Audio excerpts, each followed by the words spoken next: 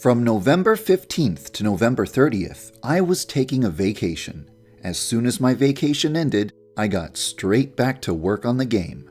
In this video, I'll tell you what I've accomplished over the past 2 weeks, and what I plan to work on next. First, I'll talk about Osana and the speed of her development. I've mentioned this many times before, but in order to implement Osana, I need assets. The assets I need have been trickling in one by one over the past few months, so I've been able to make bits and pieces of progress on Osana. But I haven't been able to make huge leaps of progress because I've been waiting for the most important type of asset, animations, which take a very long time to make. Recently, I received a lot of the animations that I've been waiting for, so now I can finally start making huge leaps of progress instead of little bits of progress. I'm very excited about this, and I can't wait to finally start giving Osana a schedule and making her interact with Senpai. While I was waiting for the assets that I required, I spent my time fixing the game's frame rate, implementing the most requested features, improving my code, and adding new modes to help you pass the time while waiting for Osana. Now that I finally have most of the assets I've been waiting for, I'm going to turn my attention away from those other things and focus almost exclusively on Osana. With that said, it's possible that we may hit another point in time where I must stop working on Osana and wait for further assets before I can continue making progress on her. Originally, my personal goal was to implement Osana before January 1st, but this is no longer likely to happen. I underestimated how long it would take for all of Osana's necessary assets to be created. To make this process go by faster, I should have requested the assets months in advance. This is something that I will take into consideration when planning future rivals for Yandere Simulator. It's very unlikely that any rival girl will take as long to implement as Osana has taken. My goal is to design the rival system so that plugging in new rivals is a simple and easy process as long as I have the assets required. To be honest, it doesn't bother me if it takes a long time for me to receive assets, because I can spend that time working on all of the other features that still need to be implemented or improved. I have a lot of different tasks to complete, but I don't think it's important what order those tasks are completed in, as long as they all get done. I could make the delinquents walk around the school in January and implement the guidance counselor in February, or I could implement the counselor in January and the delinquents in February. It really doesn't matter which task gets done first, as long as there is always progress being made. That's my philosophy towards Osana. I still have plenty of other things to work on, so I personally don't mind if it takes a long time to receive assets.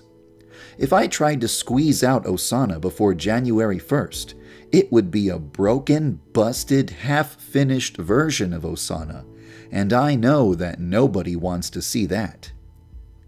Except Yandere-chan. She would want to see that. Anyway, enough about Osana. Now it's time to tell you what I've been working on for the past 2 weeks. A lot of the stuff I've been working on is meant to be a surprise, so I'm not willing to show you everything in full detail just yet. However, I will tell you about some additions and changes that I've made to mission mode. First of all, the text that appears on screen during mission mode has been changed to give mission mode a drastically different look and feel from normal gameplay. The concept of day-to-day reputation doesn't make sense in mission mode, so the reputation meter has been replaced with an awareness meter. Every time someone spots you doing something suspicious, the school students become a little bit more aware that there is a dangerous person on school grounds. If awareness reaches 100, everyone at school will realize that you are a threat, and you will instantly fail your mission. Next, the random mission screen has been revised. You now see a much larger portrait of your target, and a paragraph of text telling you about what weapon, clothing, and disposal method you must use. I have also added 5 new difficulty conditions. Instant failure if students see you doing suspicious things. Instant failure if a security camera sees you in a suspicious state. Instant failure if you pass through a metal detector while carrying a weapon. The inability to speak with other students. and an additional mission objective aside from killing your target. You must find a key, find a safe, unlock the safe, and steal its contents. It's not supposed to be super well hidden, but I'm not going to tell you where it is because I think it would be more fun to let you find it on your own. There is also one more additional difficulty option that I've added to the game.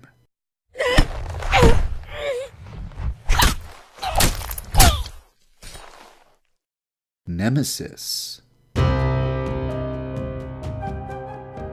Nemesis is a character who attempts to hunt you and kill you during mission mode. It is impossible to kill her with a frontal attack. If you want to kill her, you need to approach her from behind. However, if you run, she will hear your footsteps, so you have to walk, crouch, or crawl if you want to sneak up on her. You can decide whether or not Nemesis will spawn from the screen where you create your mission. To make things more interesting, you can also decide if she will be invincible or not. And to make your mission even more challenging, you can decide if Nemesis will be disguised as one of the female students. If she's not wearing a disguise, it's very easy to see her coming. She has messy hair, her eyes are thin, she wears gloves, and her hands are always fists. But if she is disguised as a student, there is nothing that gives away her identity. If Nemesis was too aggressive and was always heading straight for the player's current location, mission mode would become impossible. However, if Nemesis was just blindly wandering around the school, the player might never even encounter her, and she wouldn't present any challenge at all.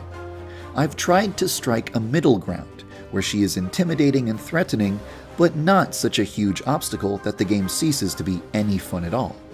If this iteration of Nemesis isn't challenging enough, I'll make her more aggressive in the future.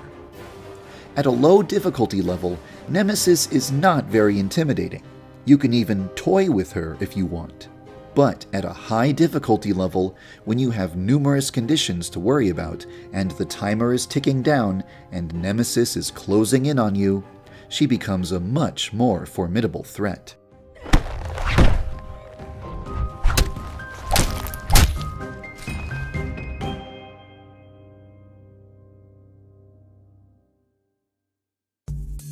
There are two other additions to mission mode that I'd like to tell you about. First, it is now possible to custom design your own mission. You can decide which conditions you'll have to deal with and change the specifics of the conditions. When you design a mission, you'll see a string of numbers appear at the bottom of the screen. This is your mission ID. There is also a way to play a mission that another player has designed. If you go to the Load Mission screen, put a mission ID into the text field and press the confirm key, you'll see the corresponding mission appear on screen. This feature may be of special interest to YouTubers, who can use this feature to accept missions from their viewers. I hope you'll have fun with it.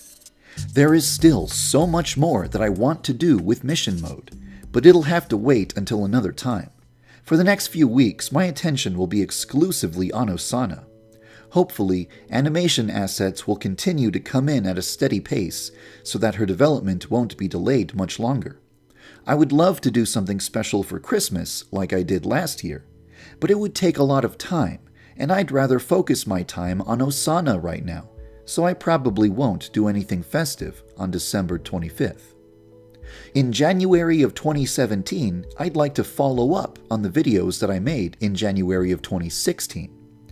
I'd like to talk about the past, present, and future of the game, subjects that I've polled the community about, the topic of Yandere Simulator being banned on Twitch, and other important subjects. That's all I have to say for now. Thanks for your patience, and thank you for following the development of Yandere Simulator.